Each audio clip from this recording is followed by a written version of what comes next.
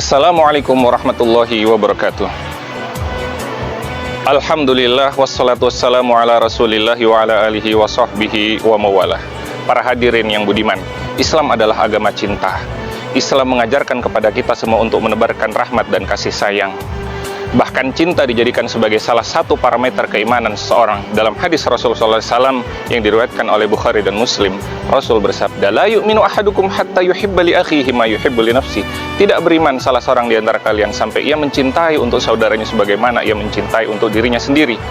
Maka bagaimana dalam hadis ini Rasul menjadikannya sebagai syarat keimanan kita? Salah satu syarat kesempurnaannya adalah kita mencintai orang lain dan menginginkan kebaikan untuk orang lain.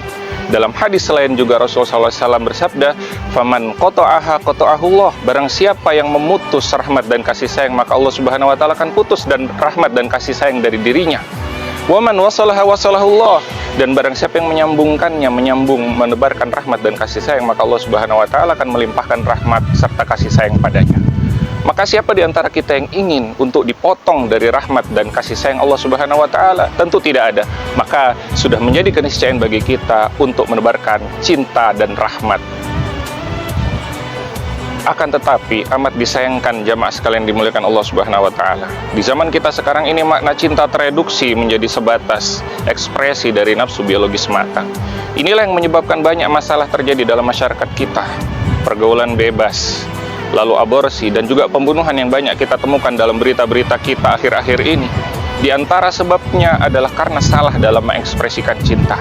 Maka bagaimana cara kita untuk bisa mengekspresikan cinta dengan baik dan benar? Maka jawabannya adalah dengan meletakkan Allah Subhanahu wa taala di puncak kecintaan kita.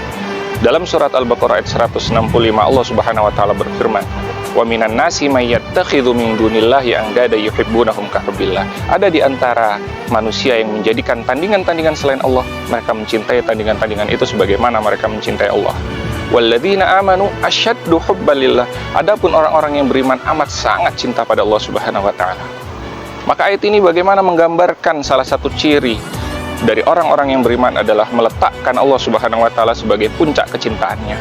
Kita bisa gambarkan seperti sebuah piramida di mana Allah Subhanahu wa taala berada di puncaknya dan cinta-cinta yang lain berada di bawahnya sebagai ekspresi dari cinta pada Allah Subhanahu wa taala.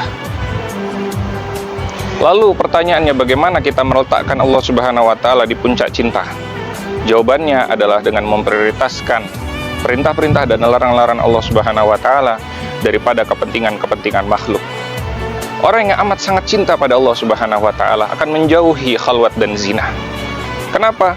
Karena dia tahu bahwa itu adalah hal yang dilarang oleh Allah Subhanahu wa taala. Maka ia memprioritaskan larangan Allah Subhanahu wa taala. Orang yang amat sangat cinta pada Allah Subhanahu wa taala tidak akan pernah melakukan kecurangan dan korupsi. Walaupun secinta apapun dia pada harta atau secinta apapun dia pada keluarga sehingga ingin memberikan harta kepada keluarganya, tapi tetap dia tidak akan melakukan hal itu karena itu dilarang oleh Allah Subhanahu wa taala. Maka jadilah kita seperti Ibrahim alaihissalam yang berani dan rela untuk mengorbankan anaknya demi memenuhi perintah Allah Subhanahu wa taala. Atau menjadi seperti para sahabat dalam perang Uhud yang dalam keadaan kritis dan amat sangat membutuhkan air.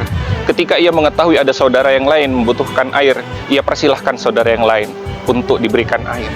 Begitu seterusnya terjadi sampai 3 orang yang kemudian gugur dan syahid karena saling mempersilahkan yang lainnya untuk menerima air terlebih dahulu. Itulah gambaran, contoh-contoh dan teladan imani bagaimana cinta pada Allah Subhanahu wa taala dan cinta pada makhluk diaplikasikan. Cinta yang meleburkan egoisme untuk kepentingan orang banyak, bukan cinta yang mengorbankan kepentingan orang banyak untuk egoisme pribadi semata.